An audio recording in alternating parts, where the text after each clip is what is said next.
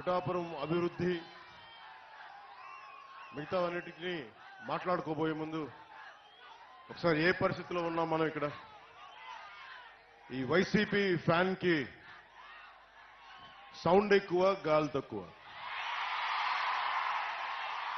So ఆ sound ఎక్కువ, గాలి తక్కువ ప్రభుత్వం గురించి మాట్లాడుకోబోయే ముందు నేను ప్రత్యేకించి మన పిఠాపురం నేల యొక్క విశిష్టత, దీని ప్రాముఖ్యత, అలాంటి నేలకి పెద్దలు తెలుగుదేశం ఇన్ఛార్జ్ శ్రీ వర్మ గారు ముందుకొచ్చి బలమైన నాయకులైంది కూడా పొత్తు ధర్మం ప్రకారం ఆయన పోటీ నుంచి తప్పుకొని పొత్తు ధర్మంలో జనసేనను గెలిపించే బాధ్యత వారు తీసుకున్నందుకు ప్రత్యేకించి వర్మ గారికి నా హృదయపూర్వక ధన్యవాదాలు తెలుపుకుంటా ఉన్నాను.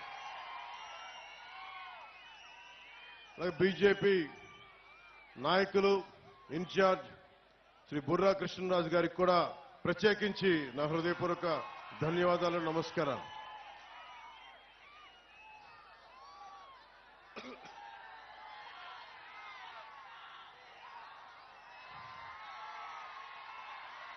ఇది పిఠాపురం పోటీ చేయాలి అని నేను కల్లో కూడా ఊహించలేదు. నాకు ఇన్ని దశాబ్దాలుగా, దాదాపు 1.5 దశాబ్దంగా సమస్యల మీద పనిచేసుకోవడం తెలుసు తప్ప నేను ఒక పోటీ చేయాలి, నేను ఒక నియోజకవర్గాన్ని ఎస్టాబ్లిష్ చేసుకోవాలి, స్థాపించుకోవాలి అన్న ఆలోచన నాకు రాలేదు.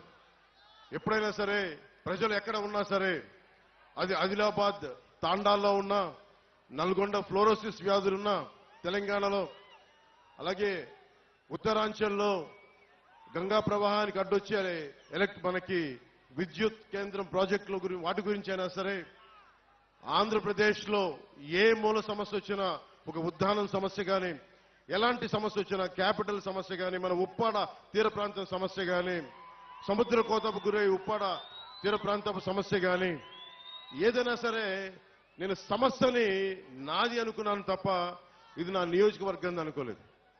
అలాంటిది నన్ను మీరందరూ కోరి 1 లక్ష మెజారిటీతో గెలిపించకపోతే మాది పిఠాపురమే కాదు అని మీరందరూ మనస్ఫూర్తిగా, ప్రేమగా మీరు మాట చెప్పినందుకు నేను రుణగ్రస్తుని. మీకు నేను ఎక్కువ మాటలు చెప్పే వ్యక్తిని కాదు.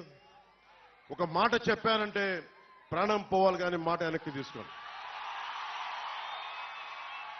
మీకు అందరికీ అనిపించవచ్చు, నువ్వు రాష్ట్ర స్థాయి మొత్తం తిరుగుతా, మా నియోజకవర్గం భవిష్యత్తులో నీ చేతుల్లో పెడతాం, నువ్వు ఎట్లా చేయగలవని మీ అందరికి కూడా ఎంత ప్రేమగా ఉన్నా కానీ ఒక మనసులో ఒక మాట ఉంది, భావన ఉండొచ్చు. దానికి ఒకటే సమాధానం చెప్తున్నా. పిఠాపురం నేను ఇప్పుడు దాకా ఏ ఒక్క ఊరిని కూడా నా స్వస్థలం చేసుకోలేదు. ఇది ఎందుకంటే మొత్తం సమాజం నా ప్రజలు అనుకున్నా, దేశం నా ప్రజలు అనుకున్నా, ఈ రాష్ట్రం అంతా నా ఊరు అనుకున్నాను కానీ ప్రత్యేకించి ఒక్క ఊరిని నా స్వస్థలం అనుకోలేకపోయాను. శ్రీపాద శ్రీవల్లభుడు పుట్టిన ఊరు పాదగయ, అమ్మవారు వెలిసిన నేల ఇది, దక్షిణ కాశీగా పేరున్న నేల ఇది. అలాంటి ఆంధ్ర బాప్టిస్ట్ చర్చ్ అని చెప్పి 1905లో ఎస్టాబ్లిష్ అయిన చర్చి ఉంది ఇక్కడ.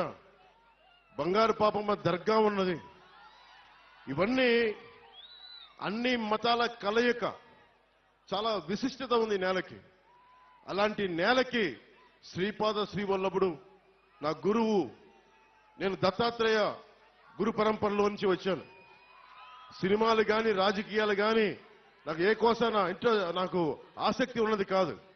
నా జీవితం ఇలా గడుపుతో తీసుకొచ్చింది. ఈ రోజున నా సినిమాల్లోకి పట్టుకొచ్చింది, రాజకీయాల్లోకి పట్టుకొచ్చింది. ఓడిపోయినా కానీ దశాబ్దం నుంచి ఒంటరి యుద్ధం చేస్తూనే ఉన్నాను. ఈ రోజున ఒకటే అడుగుతా ఉన్నా, ఇప్పుడు దాకా నేను నోరు తెరిచి ఎవరిని ఏం అడగల. 19లో కూడా నన్ను గెలిపించండి అని అడగడానికి కూడా నాకేంటో మనస్కరించాల. ఈ రోజున నేను మిమ్మల్ని అడుగుతున్నాను, మిమ్మల్ని ఆర్థిస్తున్నాను.